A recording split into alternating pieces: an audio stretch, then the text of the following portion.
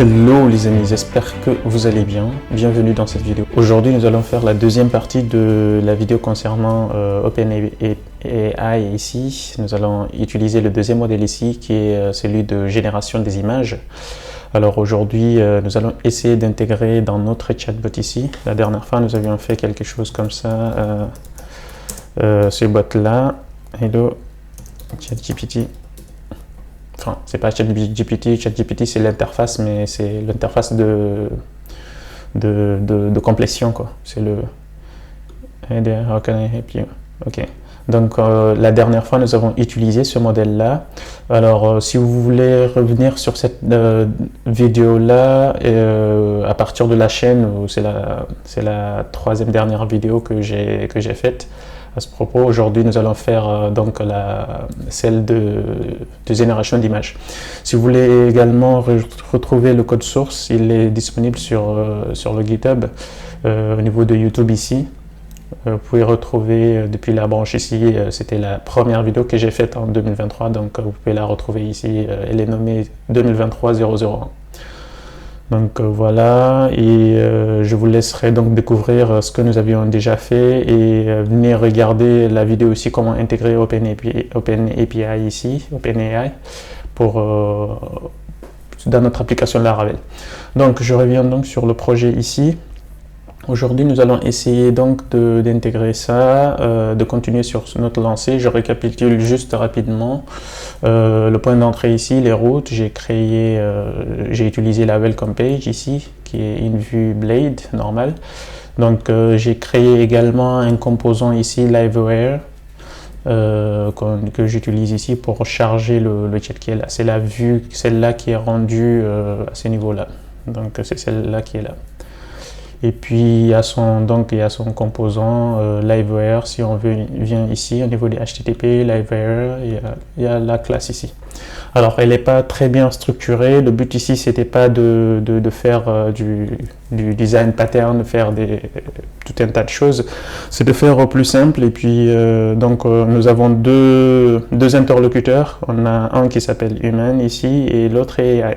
Donc j'aurais même pu faire des constantes ici pour ces deux-là. Et puis lorsqu'on soumet un autre formulaire, en gros, on prend ici la requête, on l'enregistre pour avoir cette interaction ici qui est là. Cette-là, on enregistre et puis celle-là, on demande à l'API en envoyant ce prompt-là et puis il nous répond et on l'enregistre aussi en le typant en IA. Donc c'est ce qui est là, on limite les max tokens à 100 et puis on reprend la réponse et on l'intègre dans notre chat ici, on réinitialise l'input. Donc aujourd'hui le but c'est de reprendre cet input là et puis lorsqu'on a un type, on va essayer de typer le formulaire pour avoir deux modèles, un chat et une génération d'images. Et lorsqu'on rajoute celui des images, on aura un autre qui va récupérer ça et qui va nous mettre dans le chat. Et puis voilà. Et donc je reviens donc ici au niveau du formulaire là. Je vais essayer de rajouter ici la sélection. Alors c'est un select. Alors j'ai GitHub Copilot qui me fait des choses, donc par défaut on va mettre en premier celui du chat et celui-là c'est image.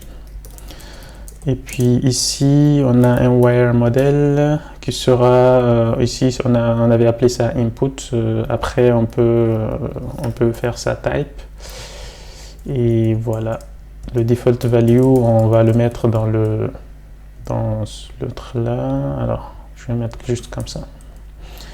Alors c'est pas ici, je vais le remettre juste à côté du bouton à ce niveau-là. Ok, si je reviens, on a bien notre chat ici et image. Alors c'est un petit peu moche, ce que je vais faire, j'utilise Tailwind CSS ici, je vais rapidement installer ici un yarn add de forme ici pour styliser les formulaires et puis je viens donc dans Tailwind CSS ici très rapidement et puis voilà, il y a GitHub Copilot qui me complète tout, c'est génial. Ok, donc à ce niveau là je reviens au niveau du composant LiveWire. Là je redémarre le serveur, Je redémarre plutôt la compilation des assets. Alors ici, je vais mettre juste type et par défaut, je vais mettre quelque chose, c'est un string. Là, je vais mettre chat plutôt, chat, voilà, il me complète. Alors, ce que je vais faire donc à ce niveau-là, c'est lorsqu'on soumet un formulaire, on regarde d'abord c'est quoi le type en cours. Donc je peux checker ça. Si c'est le type chat par exemple, là il me complète tout ça. Si c'est le type chat, ce que je veux faire c'est completion, completion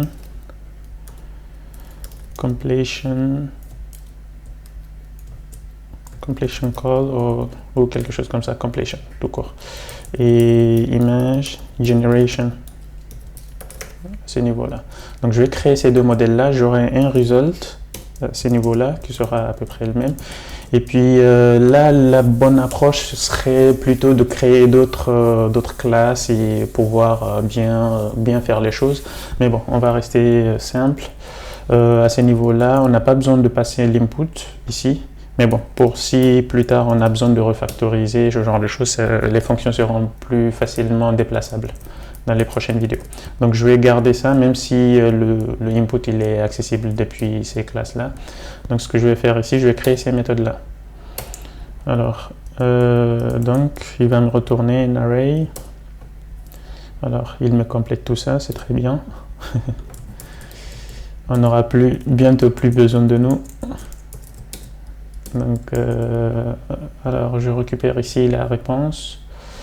Et puis, voilà. Et image generation, c'est celui-là qui nous intéresse. Alors, ce que je vais faire, je vais juste tester d'abord ça.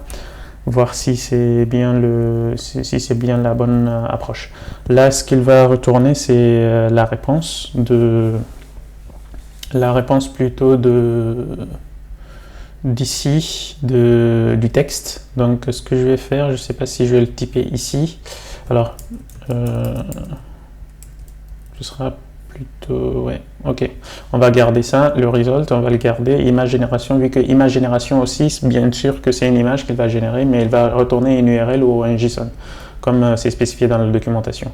Donc je vais garder le retour en string ici, donc il va me retourner exactement ça, trace, et puis voilà. Ok, très bien.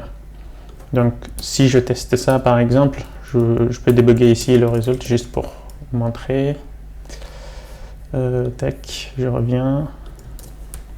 Donc on voit bien que vu que j'ai installé le modèle ici, hello chat. Voilà, hi, how are you doing? Ok, donc c'est que ça marche ici, on a bien le retour en string à ce niveau-là. Donc il me propose aussi GitHub Copilot, donc il me propose donc d'intégrer le résultat. Donc ça, ce qu'on va faire maintenant, c'est de prendre le résultat ici et de rajouter le typage ici. Donc on va prendre le type en cours.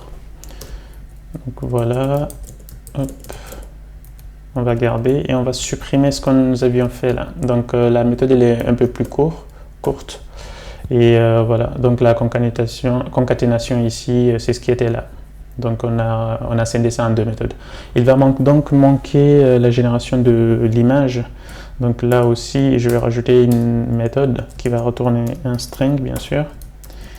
Et voyons voir. Alors, il faudrait peut-être que j'arrête de l'utiliser de cette façon-là. Donc je vais juste prendre ça. Au lieu d'utiliser donc la complétion ici, je vais prendre image, create, et puis là, on a donc un prompt ici, c'est notre input. Et ensuite, vu la documentation, si je reviens ici au niveau de image generation, il a des paramètres. On a le prompt ici, c'est ce qu'on envoie depuis le chat, et le nombre d'images qu'il doit nous proposer. Si on en met 2, 3, il va nous proposer plusieurs images. Par exemple, ça c'est une image de chat. Et donc si on dit 1, il va nous retourner une photo qu'il va nous proposer. Et puis on peut réutiliser cette image-là pour améliorer. Donc comme ça, on peut par exemple dire génère-moi une image d'un chat. Et ensuite, reprend cette image-là et rajoute ceci en arrière-plan, par exemple. Donc, on peut réutiliser les images. C'est ça, c'est pas le but de la vidéo, mais bon, juste pour une utilisation basique. Et puis, en troisième paramètre, on a la taille ici. Et puis, il y a d'autres paramètres, il me semble aussi. Donc, ça, c'est pour la réutilisation, pour éditer l'image, etc. Voilà. Donc, là, ce que je vais rajouter ces paramètres-là. Ces deux-là, le N1 et le size, on va garder les trucs par défaut. Donc le modèle ici, c'est le modèle, on garde toujours le DaVinci. Ok, c'est le plus puissant en tout cas, il me semble. Le mieux fourni. Donc on garde ça, et puis donc image. Et puis à ce niveau-là, donc il va nous retourner quelque chose qui va ressembler à image. On aura data et response et URL. Ce que je vais faire là, je vais juste débugger le result ici, comme ça on ne devine pas. Result, tout court. On peut faire aussi, c'est un objet, c'est toArray. C'est une instance en fait de createResponse du package. Alors j'utilise le package de OpenAI et PHP en fait. Donc je débug ça et puis on va voir ce qu'il nous remonte. Tac. Et puis je ferme ça. À ces niveaux, je choisis le image. Alors je vais juste revenir au niveau du formulaire. Il me semble que j'avais pas choisi ici. Ok, il y a le type, mais il n'y a pas le value. Donc je viens ici et je mets value chat et là on a image. Donc cela nous permettra donc de les différencier lorsqu'on change au niveau du type ici. Else if ici pour plus tard. Si on rajoute d'autres, on va rajouter image. Ok. Else no type. Donc on va plutôt faire une exception. Throw exception in no type. Très bien. Donc on a ça. Je vais juste rajouter le trouble à cet endroit-là. Très bien, on est bon. Donc on a donc le type ici AI et le type le user AI et response le résultat et l'image génération. Donc on est bon pour débugger. Ce que je vais faire, donc je vais choisir ici image. Je vais rafraîchir au cas où. Image. Cat. Paf. Alors, invalid model. Ah, ok, c'est le texte ici, donc c'est pas le bon modèle. Alors, donc on va enlever le modèle à ce niveau-là, et puis donc il me semble que celui-là pour la partie image. Alors pour la partie image, elle est encore, il me semble, en bêta. Donc je pense pas qu'elle ait de modèle proprement dit. En tout cas, j'ai pas vu dans la documentation. On va prendre celle qui nous propose par défaut. Donc voilà. Donc ici, on va enlever le modèle et le prompt, on va le garder et puis le n ici. Très bien. Et normalement, c'est tout. Tac. Donc je vais réessayer. Je choisis image. Paris. Si tu veux. Ça prend un petit peu de temps et on va voir ce qu'il va nous répondre en DD. Donc on a ici le data et array, un tableau et il nous donne une URL. Donc nous, le but en fait c'est de reprendre cette URL là et de la rajouter dans notre chat. Et lorsqu'on parcourt notre conversation, on affichera ça comme une image. Donc je reviens à ce niveau là. Tac, ici. Donc je prends, on a toArray, si on regarde bien, toArray, data, URL, data 0 URL. Ok, ce qu'on peut faire également, c'est un data get, mais bon, c'est toArray, data, 0, ici, et URL.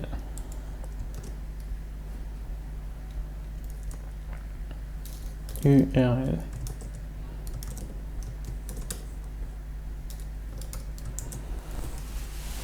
Je vais redébugger ça, juste pour être sûr. Alors, ce que je peux faire même, c'est un data get, comme je disais. Comme ça j'évite des exceptions, parce que si on n'a pas de... Il y en a un des deux là qui n'est pas au complet, ou etc. Donc, ça risque de nous poser un petit peu de problème. Ça lèvera une exception. Donc, ce que je vais faire, c'est que je vais prendre ça. Je prends ce résultat-là et le débugger. Et je retourne ça. Donc, celui-là nous permet en fait d'avoir une valeur par défaut. Donc, je rafraîchis et puis je reviens là. Paris, non, pas toi, toi.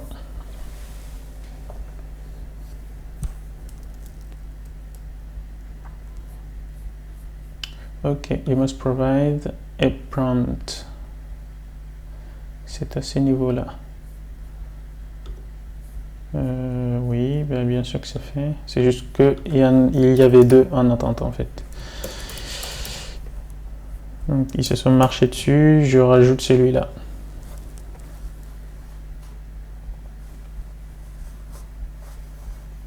Voilà, on a bien l'URL ici. Donc, il faut être un petit peu patient.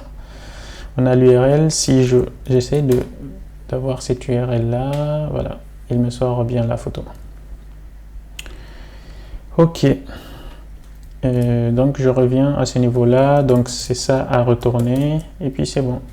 Au niveau de image génération, on retourne le résultat et puis dans le chat, on le rajoute dans le chat normal. Maintenant, au niveau du front, ce que nous allons essayer de faire, c'est de voir ici si c'est le type, en fonction du type ici. Si c'est un type image, alors je vais faire if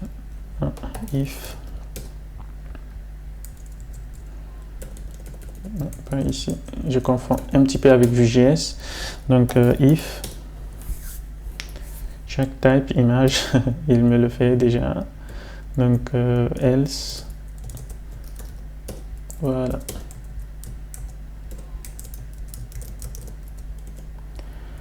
Et puis là aussi, ce sera à peu près pareil. Il a repris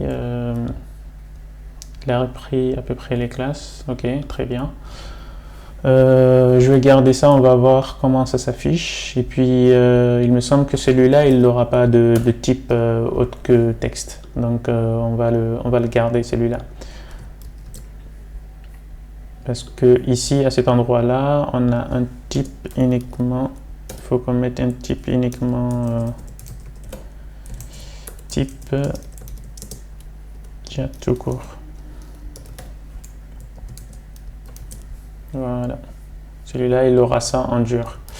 Très bien. Je rafraîchis maintenant. Je reviens ici.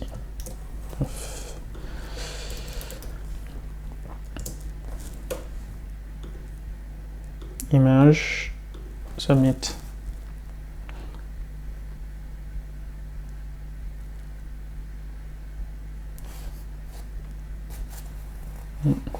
Voilà, ça prend un petit peu de temps. Il y a un petit problème d'affichage à cet endroit-là. Mais on voit bien la photo, le retour ici en image. Donc voilà pour ça. Et puis je vais voir ici. Qu'est-ce qui fait qu'il est là? Donc ça, c'est le... Voilà. Donc si je fais hello world en chat, il me répond bien. Voilà. Donc il y a les margins à rajouter. Si je rajoute hello world en image, il doit me répondre aussi.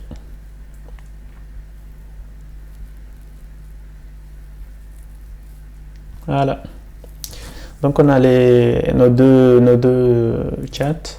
Ce que je vais faire donc, c'est de rajouter un petit padding ici, un petit padding de 3 par exemple. Je sais pas. C'est le texte qui est plus rapide.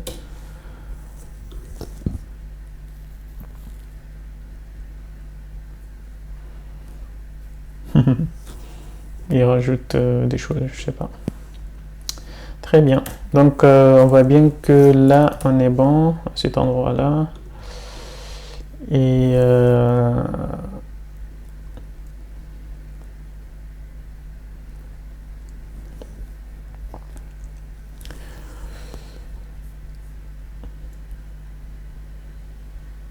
voilà.